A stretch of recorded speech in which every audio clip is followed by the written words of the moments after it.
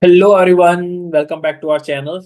This is our fifth video in the series of two pawn endgame, and this video is slightly interesting because we are not covering any pawn endgame rules like pawn raise, the square, the king's activity, but we are covering the after promotion concept. The after promotion concept is become very interesting when you promote with the queen and opponent's pawn is stuck either on the seventh rank or the second rank of the board. That depends upon with whom you are playing, along with this king. In this case, you are playing with the black pieces, and when you promote, the opponent pawn is stuck on the seventh rank of the board along with the king. You can say this is a queen versus seventh rank pawn. You must know this idea very well because if you're playing any time control game and you have a time pressure, maybe you only left with a 5 or 10 second on the board, and if you don't know how to do this, maybe you blunder your queen or you make end up as a draw. So if you have a very good idea of this, likewise you know how to checkmate with one queen or the two rook, you must know very well to win from here. There are certain exception in this case as well. We are also covering that.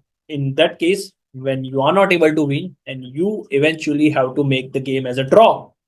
So without wasting any time, let's jump to today's puzzle.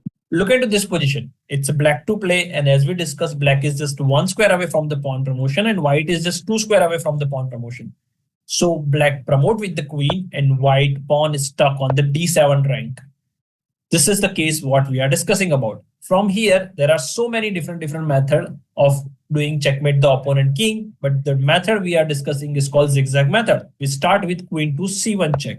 Here, white king have a clear cut two option. Either he can go away from the pawn like b6, b7 or the b8, or maybe he's hide behind the, or he can go to the d6. What if king goes to the b7?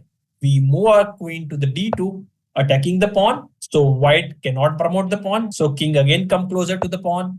c3 check. And now by doing some check, we force the white king to hide behind the pawn. And when king is on the d8, he is hiding behind the pawn. At that time, you need to move your king closer to the white's pawn. You need to remember one thing in this particular case, that along with one queen, you cannot capture the opponent's pawn or you cannot do the checkmate. So you must need your king closer to the pawn. King moves, you again give the check. After some check, again repeating the same method. When king is hiding behind the pawn, like king goes to the d8, will again push our king closer to the pawn. Again, the same method starts. You will give continuous check, and the check in such way that at last king has to go to the d8 square to save its pawn, and at that time you move your king closer to the pawn. Again the same thing happens, and now is the time when you can easily take the opponent's pawn.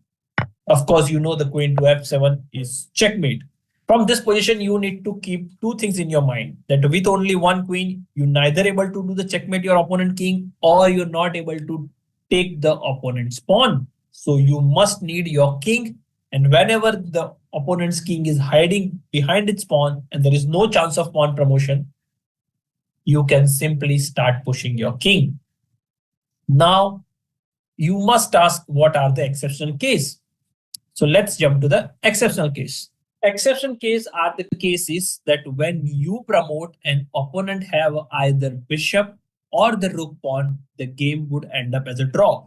So if you take example of this particular position, when black promotes with the queen and pawn is either on the c7 rank or the f7 rank, that is considered to be as bishop pawn, the game will end up as a draw. Or either pawn is on the a7 rank or the h7 rank, the rook's pawn could be end up as a draw. Let's see in this case, if black start doing the same zigzag method, king is going away from the pawn, you are attacking on the pawn, king come closer, again the same technique, but now this is the time when king can go to the a8 square. Of course, you might think, okay, you can easily take the pawn, but the problem is that if you take the pawn, white successfully managed to trap himself into the cage. He has no safe square to move, and king is not under check, so game will end up as a draw. So from this position, you can't take the white's pawn even though it is not defended by the king. So if you think that you can move your king, then it's a blunder because white managed to promote with the queen, and both black and white have a queen on the board. So white or black, no one can win from this position. Game will eventually end up as a draw. Now let's take an example of what if the pawn is on the either a7 or the h7 rank. Now let's take the example of the rook's pawn. In that case, either pawn is on the a7 rank or the h7 rank. Black promote with the queen and pawn managed to reach to the a7 rank. Again, as a black, you try to apply the same thing by queen to b1 check. The king will hide on the a8 square. If you think as a black that white don't have any chance to promote, that I should move my king, the game will immediately end up as a draw, because from there your queen is controlling the whole b file. White don't have any chance to move its king or the pawn, so game will end up as a stalemate. So you can't move your king. So for that you have to move your queen away from b file, and as soon as you move your queen to the b file, king will jump on the b file. That keep on happening.